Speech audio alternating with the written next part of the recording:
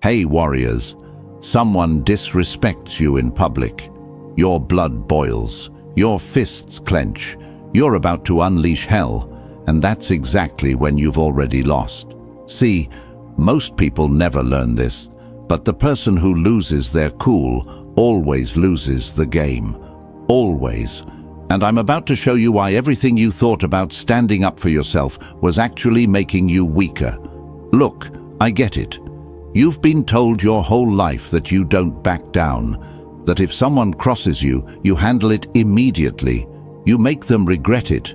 Beautiful theory, terrible strategy, because while you're out here getting triggered by every insult, every dirty look, every petty comment, there's another breed of people who are moving through life completely unbothered, untouchable, and they're not tougher than you, they're smarter. Machiavelli understood something 500 years ago that most people still haven't figured out today. The person who controls their emotions controls the room. The person who controls the room controls the outcome. And the person who controls the outcome? They control their entire life. This isn't about being soft. This isn't about letting people walk all over you. This is about understanding that you're playing chess while everyone else is playing checkers. And in chess, the impulsive player gets destroyed every single time. Here's what nobody tells you. When someone provokes you, they're not attacking you, they're testing you. They want to see if you're controllable. If you react, you just proved you are. You handed them your remote control and said, "Here, push my buttons whenever you want." Pathetic, right? But here's the good news. Once you understand the game, and trust me, it is a game, you become virtually immune to manipulation. Insults bounce off you. Disrespect doesn't register. Drama happens around you, not to you. Today, I'm breaking down 8 principles that'll transform you from a reactive person into a strategic powerhouse. These aren't feel-good affirmations. This is practical psychology backed by centuries of observation about how power actually works. By the end of this video, you'll understand why silence is more devastating than any comeback, why the person who stays calm always wins, and why emotional mastery isn't just a nice skill to have. It's the foundation of every form of power you'll ever possess.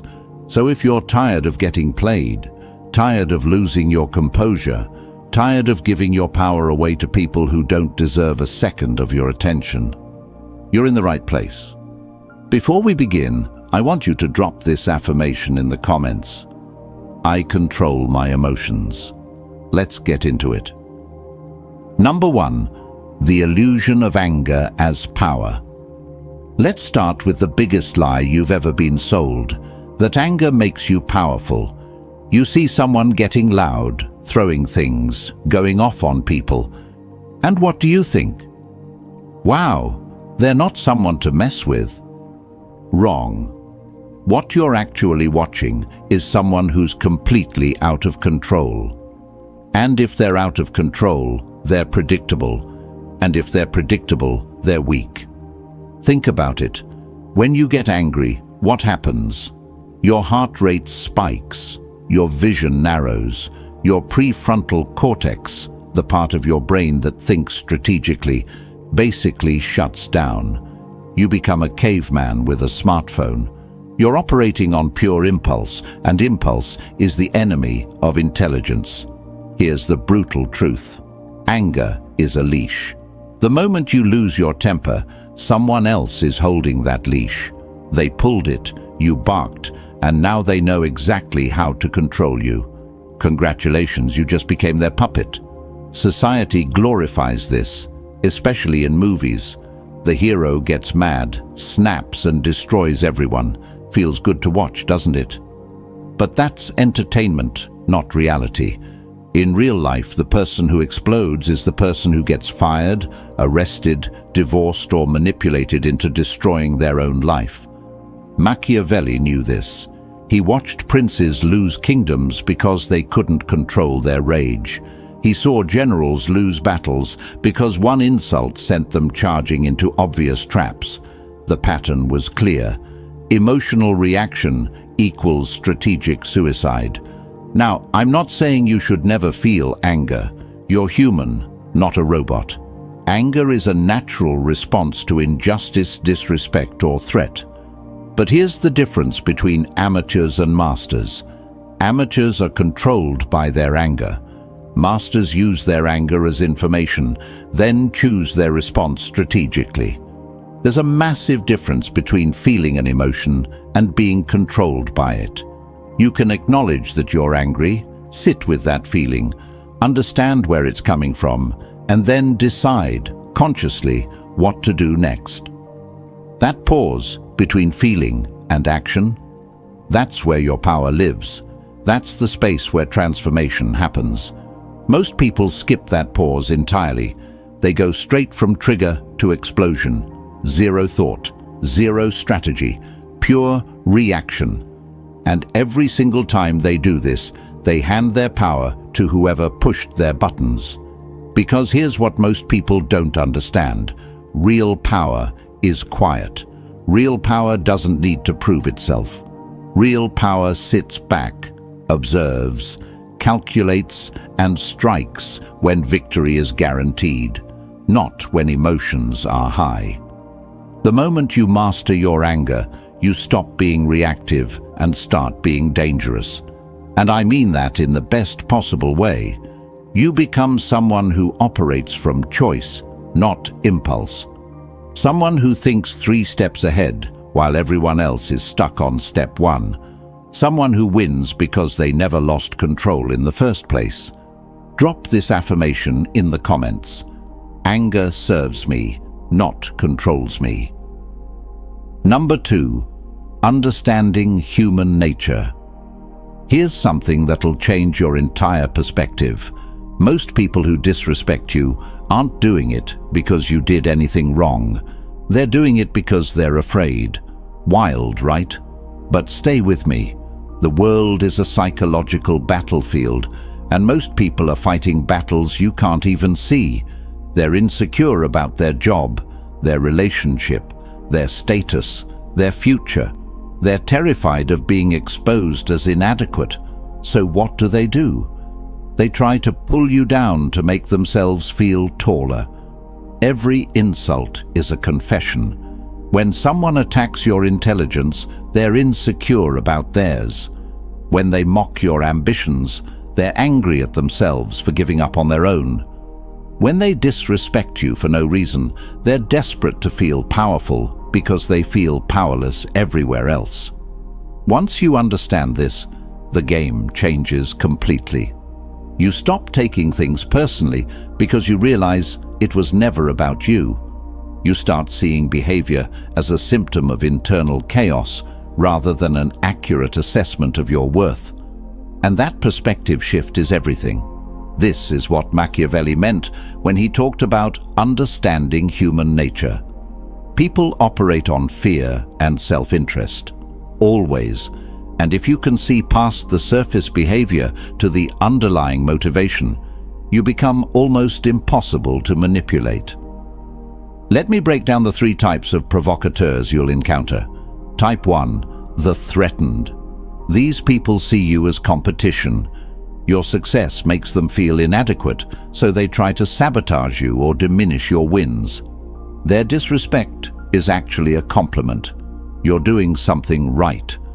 They wouldn't bother attacking you if you weren't a threat to their ego or position.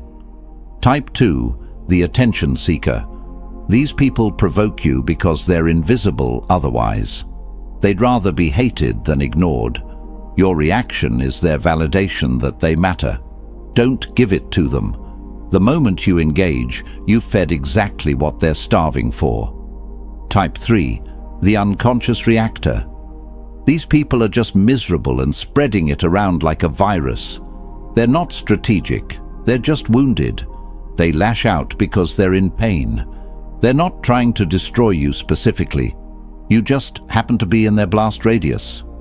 Here's the key. None of these people deserve your emotional energy. Not one. They're all operating from deficit, from lack, from fear, and you don't have to participate in their dysfunction. When you understand that most human behavior is just fear wearing different masks, you stop reacting and start observing. You become a psychologist instead of a participant. You watch the patterns, understand the motivations, and respond, if you respond at all, from a position of complete clarity. This is the game. And now that you know the rules, you can finally start winning. I want you to drop this affirmation in the comments. I see through the masks. Number 3. The mask of indifference. Want to know the most powerful weapon in psychological warfare? It's not aggression, it's not intimidation, it's not even intelligence, it's indifference. Let me explain. When someone attacks you and you show no reaction, nothing, you create a psychological void that absolutely destroys them. They threw their best punch and you didn't even blink. Now they're confused, frustrated, desperate, and desperation makes people sloppy. This is what I call the mask of indifference. It's not about actually being indifferent. You can feel whatever you want on the inside. It's about controlling what the outside world sees. Because in the game of power, perception is everything. Think about the people who intimidate you most. Are they the loud ones who explode at everything? No, it's the calm ones, the ones who never seem bothered, the ones you can't read. There's something unsettling about someone who doesn't react, isn't there? It's because unpredictability creates respect, and sometimes fear. Here's why the mask works so well. Humans are wired to seek reactions. When we communicate, we're constantly scanning for feedback. Did my words land? Are they upset, angry, hurt? When you give nothing, you break their feedback loop. They're operating blind, and people hate operating blind. You give them no data to work with, no emotional tells, no verbal confirmation that their attack succeeded, just blank space. And that blank space becomes a mirror that reflects their own dysfunction back at them.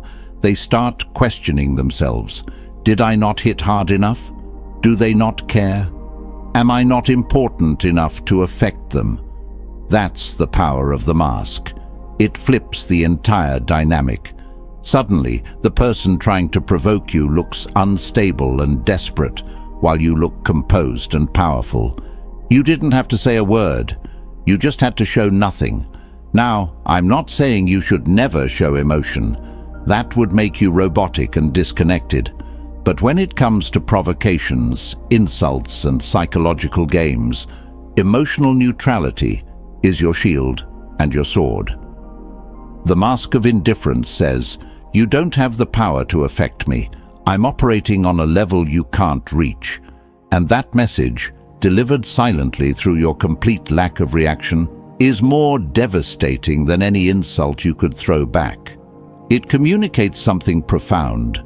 You're simply not significant enough in my world to warrant an emotional response, and nothing, absolutely nothing, diminishes someone's power faster than being treated as irrelevant. Practice this, master this, because once you can control your face and body language under pressure, you become genuinely dangerous. Not because you're aggressive, but because you're unreadable, and unreadable equals unpredictable, and unpredictable equals powerful. Drop this affirmation in the comments. I am unbothered. Number 4. The power of strategic silence. Silence makes people uncomfortable, and discomfort makes people reveal themselves.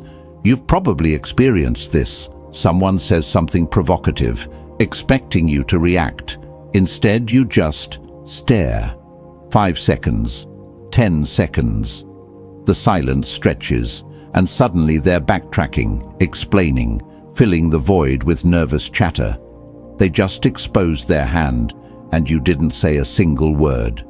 This is strategic silence, and it's one of the most underrated forms of power. Here's why it works. In conversation, whoever speaks first after a provocation is usually the weaker party. They're the one who couldn't handle the tension. They broke first. But when you embrace the silence, when you sit in it comfortably while others squirm, you radiate a kind of dominance that words can't match. Silence also protects you. Every time you speak, you give people ammunition. They can twist your words, quote you out of context, find something to attack. But silence gives them nothing. They're shadowboxing. And it's exhausting to fight an opponent who won't engage. Machiavelli understood this perfectly. He watched leaders who talked too much reveal their strategies, insecurities, and weaknesses. Meanwhile, the quiet ones kept everyone guessing. Uncertainty is uncomfortable, and uncomfortable people make mistakes. There's tremendous power in withholding. In our culture, we're taught that silence equals agreement, or weakness, or stupidity. That you need to defend yourself immediately, or people will assume the worst. But that's manipulation, designed to keep you talking, explaining, justifying yourself. Don't fall for it. Strategic silence operates on multiple levels simultaneously. On the surface, it's refusal to engage. Deeper, it's active observation. You're watching how people behave when you don't give them the reaction they're fishing for. Even deeper, it's a statement of self-worth. I don't owe you an explanation. I don't need to defend myself to you. Your opinion doesn't require my response. Here's the thing about strategic silence. It's not passive. It's active restraint. It's choosing not to engage because you're smart enough to know that some battles are won by refusing to fight. It's understanding that sometimes your lack of response is the most powerful response possible. People mistake silence for weakness because we live in a culture that glorifies constant talking, constant reacting, constant engagement. But the truly powerful know better. They know that silence is where strength lives. That restraint requires more discipline than reaction. That the pause before you speak is often more impactful than anything you could say. Silence is also a filter. It separates people who deserve your energy from people who don't. If someone can't handle your silence, if they get more aggressive, more desperate, more unhinged, they just revealed exactly who they are, and now you know to exclude them from your life entirely. Master the pause. Own the silence. Watch what happens. Drop this affirmation in the comments. My silence is power. Now, let's talk about the deeper issue, why you even care about these provocations in the first place. Number 5. Detachment from approval. Here's an uncomfortable truth.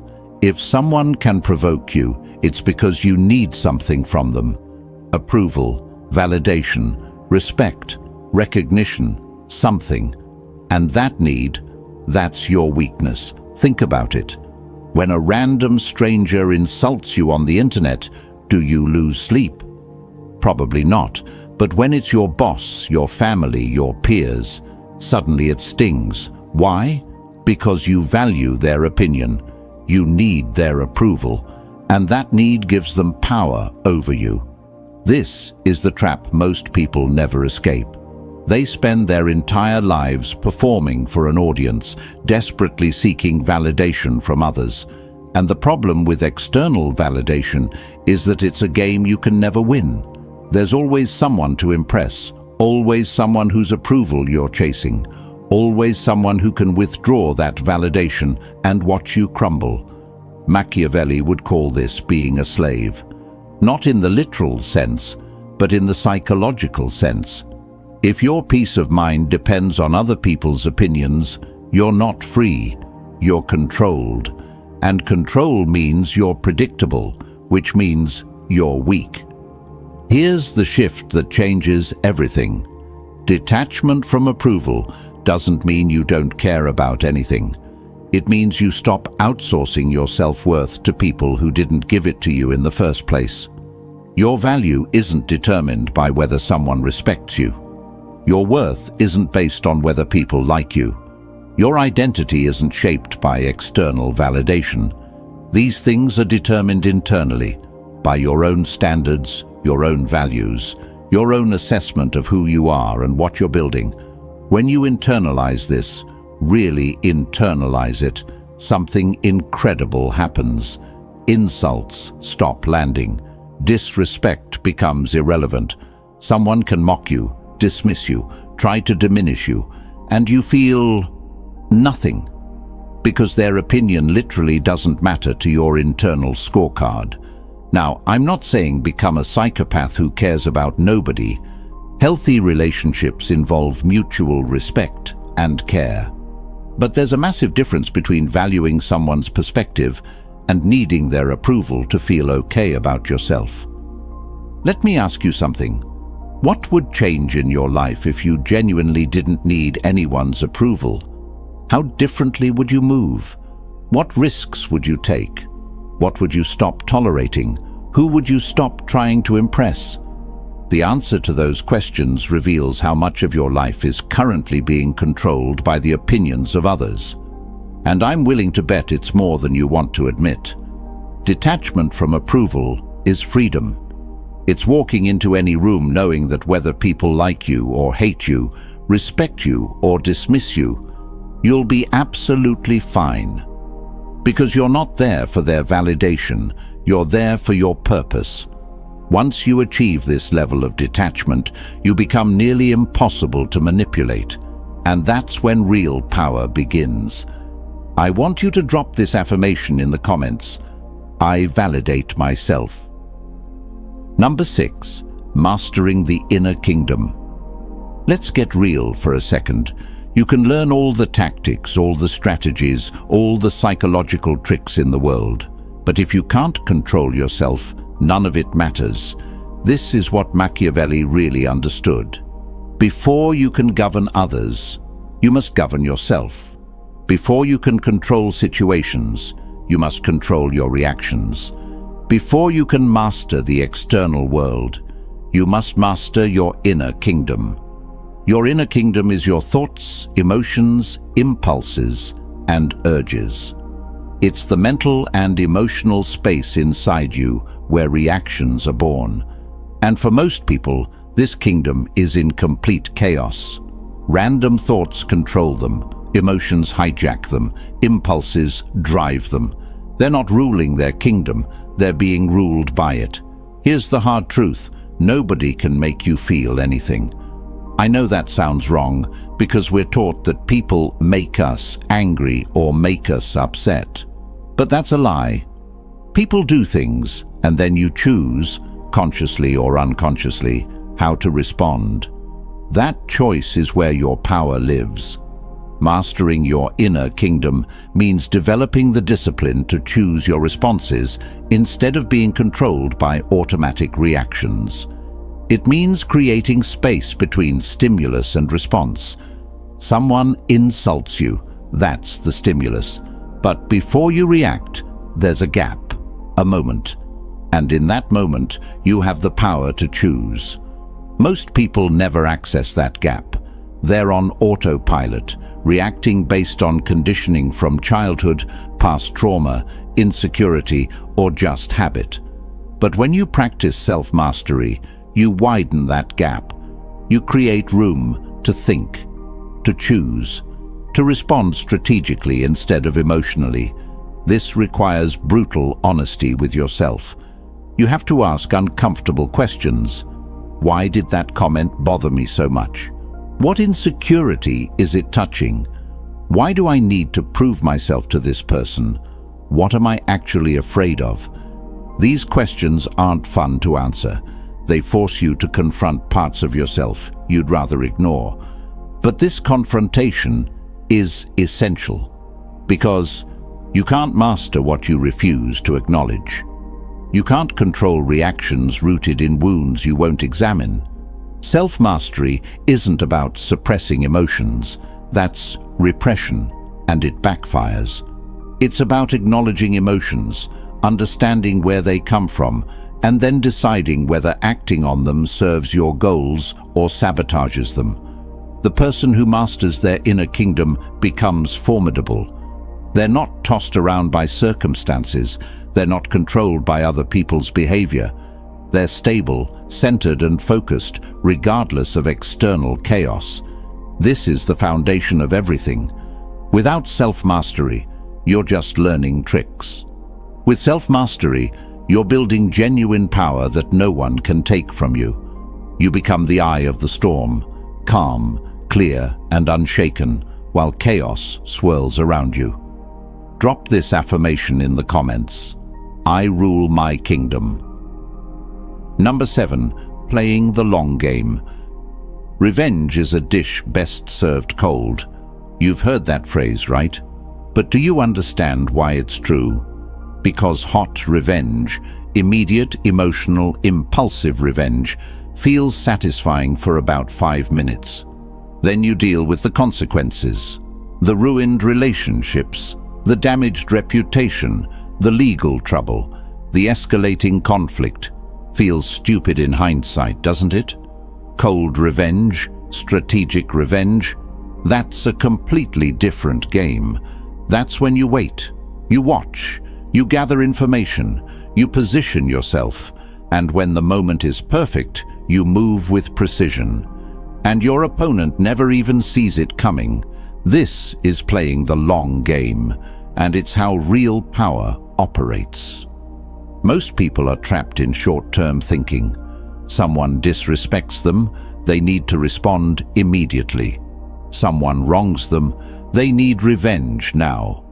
But immediate gratification is the enemy of strategic victory. Because when you react in the moment, you're operating from emotion, and emotion makes you sloppy. Machiavelli studied leaders who won and leaders who lost. The pattern was clear. The patient ones won. The impulsive ones destroyed themselves. Time was a weapon that only the disciplined knew how to use. Playing the long game means understanding that some victories take months or years to materialize. It means being comfortable with delayed gratification. It means trusting the process, even when you can't see immediate results. And most importantly, it means having the discipline to wait for the right moment instead of forcing the wrong one. There's tremendous power in patience. While everyone else is scrambling for immediate results, immediate responses, immediate everything, you're playing a different game entirely. You're thinking in timelines measured in quarters and years, not days and weeks. And that perspective gives you advantages others can't even comprehend. Sometimes the best revenge is no revenge at all, just allowing time to reveal what you already know. That person will self-destruct. They always do. Because people who operate from manipulation, impulsiveness, and dishonesty eventually collapse under the weight of their own chaos. You don't need to do anything, just step back and watch. Playing the long game requires patience, discipline, and a strong enough sense of self that you don't need immediate validation. It requires trusting that excellence compounds, that character reveals itself, and that strategic positioning beats impulsive reaction every single time. This doesn't mean you never take action. It means you take action when it's most effective, not when your emotions are screaming at you to do something. It means you control the timing rather than letting the timing control you. The long game is where masters operate. Amateurs play for the moment. Masters play for the outcome. And outcomes, real, lasting, meaningful outcomes, take time. Number 8. Becoming untouchable. You've learned the principles. You understand the game. Now comes the transformation. Becoming untouchable doesn't mean you're arrogant or disconnected. It means you've built something inside yourself that's so solid, so grounded, so unshakable that external chaos can't destabilize you. Think about a massive oak tree during a storm. The wind howls, the rain pounds, branches might break. But the trunk, The roots, completely unmoved. That's what you're building. Not rigidity, flexibility, not hardness, resilience, not coldness, composure. The untouchable person walks into any environment with quiet confidence. They don't need to announce their power because it's self-evident. They don't need to defend their reputation because their actions speak. They don't need to react to provocations because they're operating on a level most people can't comprehend. Here's what had to die for you to become this person. The ego that needed to be right, the insecurity that needed validation, the pride that demanded respect, the anger that demanded revenge, the fear that demanded approval. All of that, dead weight. And when you let it go, you become light, fast, deadly, efficient. Being untouchable means you've transcended the petty games that consume most people's lives. You're not competing for validation. You're not fighting for respect. You're not scrambling for approval. You're just moving forward with clarity and purpose, completely unbothered by the noise around you. This state isn't achieved overnight. It's built through consistent practice of everything we've discussed. Every time you choose silence over reaction, you're building it. Every time you refuse to need someone's approval, you're strengthening it. Every time you master an emotional impulse, you're fortifying it. And here's the beautiful part. Once you become this person, you don't need these principles anymore. They're not rules you follow. They're who you are. Emotional mastery becomes automatic. Strategic thinking becomes default. Psychological dominance becomes natural. You're not pretending to be unbothered. You genuinely are. You're not faking confidence. You have it. You're not playing a character. You've become the master of your inner and outer world. People will notice this shift. Some will respect it. Some will fear it. Some will be confused by it. None of that matters, because you're not building this for their approval. You're building it for your freedom. Being untouchable means you've removed all the hooks people use to control others. No emotional buttons to push. No insecurities to exploit. No need for validation to leverage. You're a fortress, and fortresses don't fall to petty attacks. This is the promise Machiavelli made 500 years ago. Master yourself, and the world bends around you. Now, I want you to drop this affirmation in the comments. I am untouchable. So there it is. 8 principles that separate the reactive from the strategic, the controlled from the controllers, the amateurs from the masters. Let me ask you something.